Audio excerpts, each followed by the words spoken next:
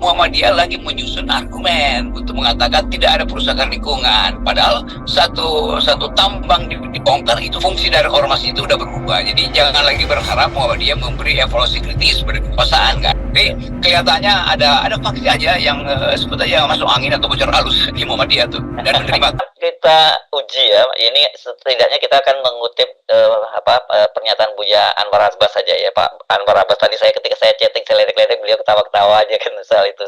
Dan ini kan menyatakan bahwa dia tentu peradukan yang pertimbangan soal kerusakan lingkungan, dan mereka akan menjaga itu. Yang kedua juga soal konflik dengan warga di sekitar. Mungkin konflik bisa kita minimalisir dengan pendekatan yang berbeda, tapi kalau kerusakan itu begitu pertambangan dimulai, kan sudah terjadi kerusakan. Jadi mana ya ada contoh bahwa pertambangan itu ramah dengan lingkungan? Ada nggak di dunia ini?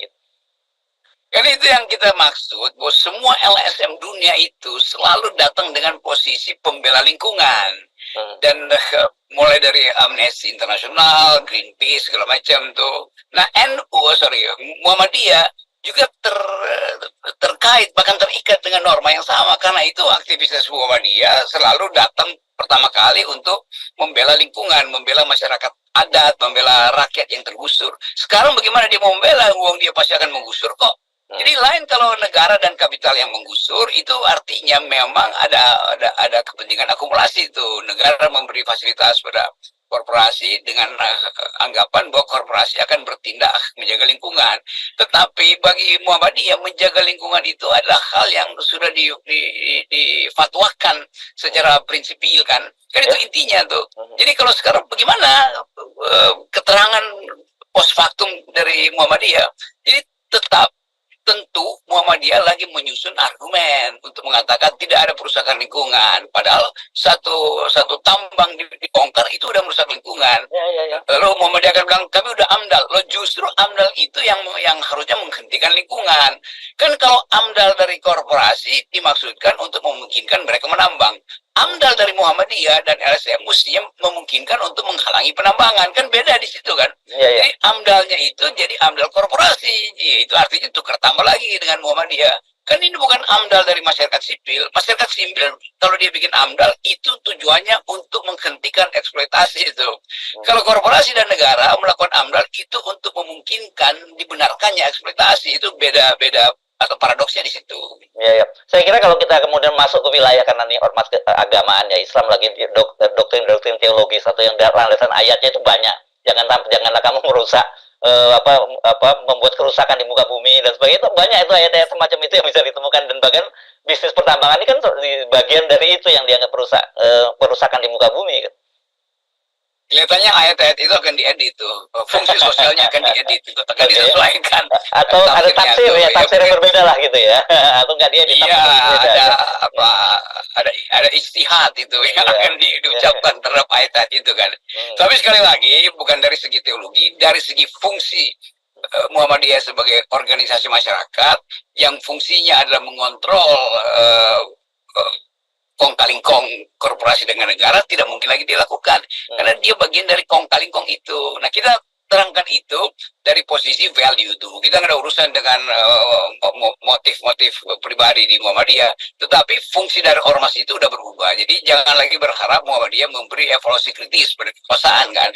Yang mungkin ada beberapa tokoh yang kritis kayak Pak Dim Samsudin atau Pak Busromo Kadas, tetapi sebagai lembaga nggak mungkin lagi kita lihat ada semacam petisi Muhammadiyah itu omong kosong itu. Atau Muhammadiyah bikin evaluasi 10 tahun Jokowi ini hari-hari ini kan, itu nggak mungkin juga tuh. Jadi sekali lagi udah terjadi sesuatu yang membuat negeri ini tumbuh kembali di dalam oportunisme, dalam pragmatisme.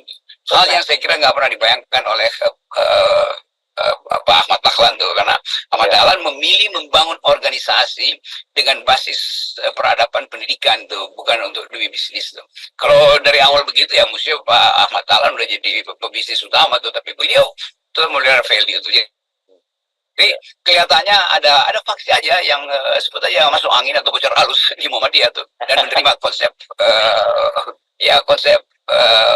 down payment dari negara supaya Muhammadiyah baik-baik aja ya Muhammadiyah, karena saya mau lengser, jangan ada semacam kecurigaan pada saya. tutup mulut tuh hal-hal yang sifatnya bisa membahayakan Presiden Jokowi setelah lengser. Kan semua itu jadi dugaan yang masuk akal hari-hari ini ketika Muhammadiyah akhirnya menerima Ya, ya. tuh. Ya, nah saya mungkin akan melanjutkan yang itu tadi. Yang saya kira concern kita sebagian besar itu adalah soal bagaimana nantinya kemudian masyarakat sipil ya ketika berhadapan dengan ormas-ormas Islam terbesar, salah satunya Muhammadiyah itu. Tapi sebelum Anda jawab itu saya cuma ingetin, saran saya Anda jangan gunakan istilah istihad, Bung Rocky. Karena kalau istihad itu bahaya. Dalam Islam itu kalau istihad itu katanya kalau salah itu Anda dapat satu pahala, tapi kalau benar dapat dua pahala. Jadi benar terus dong mereka dapat ya. Jangan digunakan istihad itu. Ya udah, karena banyak istihad juga yang dimaksudkan untuk pragmatisme kan. Nah, tinggal Ya, dinilai itu apa yang istihad yang betul-betul teologis atau istihad yang sifatnya politis kan itu ya, ya, biasa ya, aja ya. kan. Oke. Karena ada tim yang selalu memuktamarkan, di muktamar selalu ada bagian itu yang diuji. Ya, ya, ya, ya.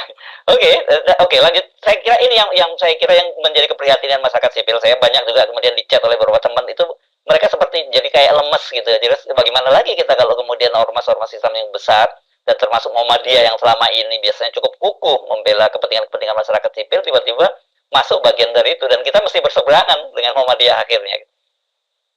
Saya melihat ini sebagai ketetapan alam semesta bahwa memang mesti banyak kekacauan terjadi supaya perbaikannya satu kali itu.